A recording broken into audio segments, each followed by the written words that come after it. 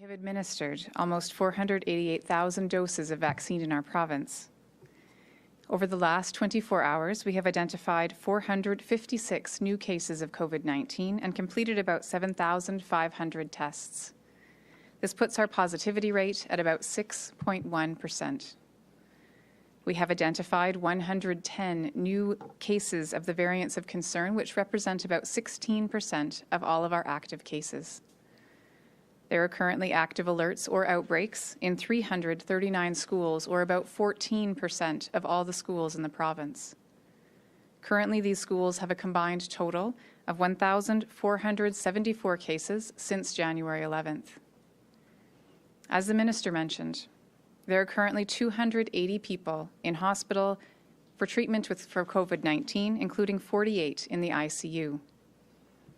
Sadly, I must announce that 5 new deaths were reported to Alberta Health in the last 24 hours. My thoughts are with anyone mourning the loss of someone they loved from COVID-19 or from any other cause. Unfortunately, as we have seen cases, variants, and hospitalizations continue to rise in recent days, we cannot take the risk of easing any measures at this point. Now is not the time to abandon tried and true practices that have protected our communities and our healthcare system over the past year.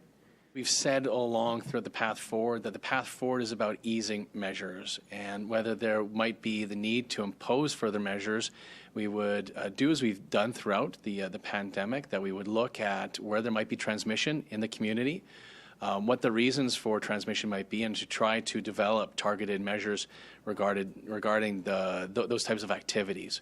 So we'll continue to look at the evidence and make sure that the decisions we make, if there is ever a need to impose further measures for the remainder of our response to the pandemic, based on that evidence.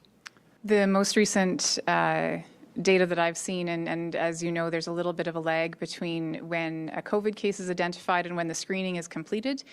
So the most recent complete days of testing where we've run all those screens, and again, the lab is doing a great job to try to shorten that window. We are sitting at around 20 to 25% of our new cases as the variant. Now that does fluctuate a little bit day to day. But I think what we've seen in other countries is that because the variant is more transmissible, that it eventually does become the dominant strain where there is spread in the community. It's hard to say when exactly that might happen, and it's present, I would say, in different proportions in different parts of the province. But the important thing for all Albertans to know is that the only way that we're going to be able to slow the growth overall, but particularly with the variant cases, is to follow the public health measures every day in every activity we do, because what we are seeing is that the variant is spreading widely in locations where people are not following the public health measures and where they've let their guard down, and that variant takes the opportunity to spread very quickly from one to many. And we are seeing that there can be multiple generations of transmission even within 1 week. So within several days of an exposure, people are infectious and passing it on to other people, which means we need to make sure that all of us regularly are thinking, as we're going about our daily activities, what are the things that I need to do every day and every moment to make sure that if I am in the presence of somebody who may be infectious, that I won't pick it up, or if I happen to be infectious, that I won't pass it along.